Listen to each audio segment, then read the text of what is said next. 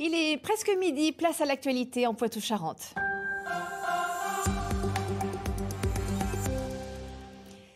Où en sommes-nous de l'épidémie Covid en Nouvelle-Aquitaine? L'Agence régionale de santé a fait un point complet hier. La situation n'est pas stabilisée, notamment dans les Deux-Sèvres. Tous les détails avec Liane Courtet dans un instant. Les petits propriétaires de cottages, Center Parks ou d'appartements Pierre et Vacances portent plainte contre le groupe touristique. La fermeture des centres comme celui des Trois-Moutiers dans la Vienne modifie les conditions des contrats. Explication. Et puis nous parlerons du syndrome de l'autisme Asperger. Il caractérise des personnes avec un quotient intellectuel très élevé, mais qui éprouvent des difficultés à gérer les émotions. Mathieu Beaulieu a été diagnostiqué à l'âge de 32 ans. Il nous parlera de son parcours qu'il a retranscrit dans un livre. Nous accueillons à présent sur ce plateau Mathieu Beaulieu. Bonjour. Bonjour. Vous êtes technicien dans une grande entreprise d'aéronautique et il y a 2 ans et demi, à l'âge de 32 ans, on vous a diagnostiqué comme étant autiste Asperger. Alors nous allons parler dans quelques instants de votre histoire que vous racontez dans un livre.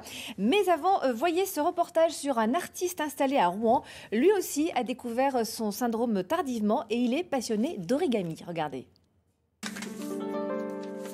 Regardez bien ces gestes, ils sont sûrs et rapides. En moins de 4 minutes, cette feuille de papier est devenue un écureuil. C'est tout le talent d'Éric Vigier, passé maître dans l'art du pliage. L'origami, c'est de la magie. L'art de la peinture ou de la sculpture sont des arts par ajout ou retrait de matière. Alors que là, on est dans un art de la transformation. L'art de donner vie à un simple bout de papier. Ça, c'est génial. Dans son atelier, ses sculptures de papier se comptent par dizaines. Depuis 20 ans, Éric Vigier se passionne pour l'origami. C'est même devenu son métier et il est aujourd'hui mondialement reconnu. Une pièce sur laquelle je voulais à tout prix réaliser toutes les ventouses sur les bras de la pieuvre. Et donc celle-ci a donc effectivement pris 3 années de travail.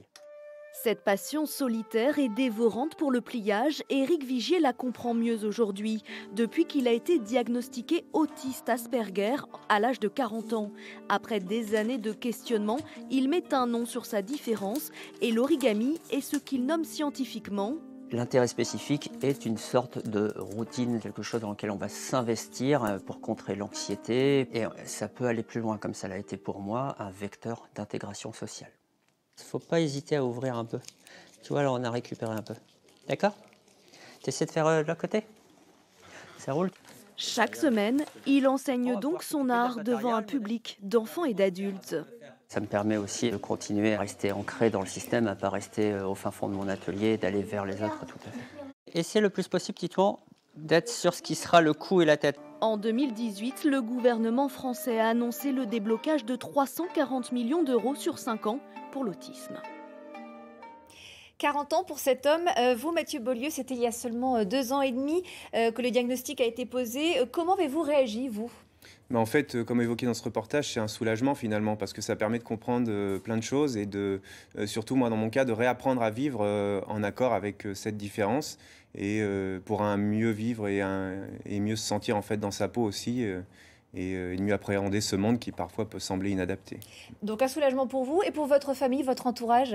Également, alors surtout pour ma femme qui partage mon quotidien, ça a été vraiment pour elle une évidence et également un soulagement. Et voilà, après avec le recul, effectivement, on ne l'a pas vu avant, on aurait peut-être pu le voir avant, mais voilà, le parcours est ce qu'il est. Et si c'était à refaire, je pense que je referais les choses dans cet ordre-là finalement. Vos parents aussi ont été surpris, j'imagine? Oui, ils ont été surpris, mais avec le recul maintenant, ils comprennent effectivement que il y a eu des signes en fait qui eux n'ont pas forcément perçus, mais qui étaient bien là. Et avec le recul, ils se disent oui, effectivement, on aurait dû s'en rendre compte.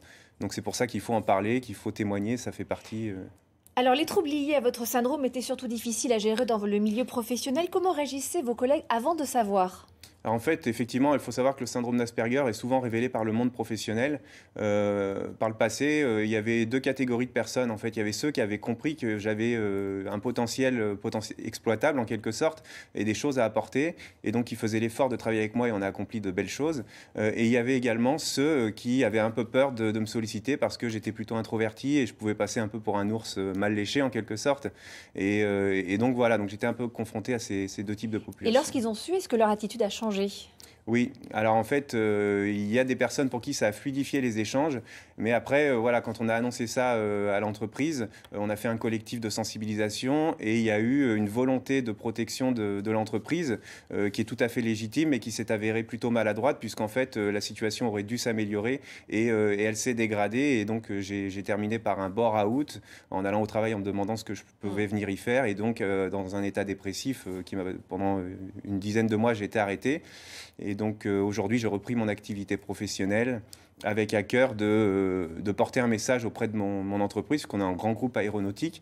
Et donc aujourd'hui, j'ai ouvert des discussions pour sensibiliser la direction en fait, au fait qu'il faut nous renforcer sur l'accompagnement et l'intégration des personnes neurodivergentes. Il n'y a pas que l'Asperger, il y a tous les troubles 10, etc. Et c'est l'un de vos messages, l'un des messages de votre livre. Merci Mathieu Beaulieu d'avoir accepté notre invitation. Je rappelle le titre de votre livre, c'est l'histoire d'un Asperger et c'est en auto-édition. Merci d'être venu. Merci.